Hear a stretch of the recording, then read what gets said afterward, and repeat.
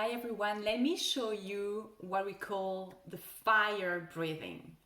When do you use this type of breathing is when you're lacking energy. Forget about coffee, you just need to breathe to be able to not only massage your main organs, but also to bring the energy up.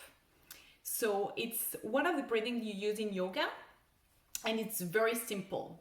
So I invite you to put your hand on your stomach and here on your chest, and you need to focus on the exhaling, and it's going to be very rapid. So it's really by the nose. You just need to exhale rapidly, very fast, and don't think about inhaling. And then touch, it will move everything from down to up, and it will bring the energy up. So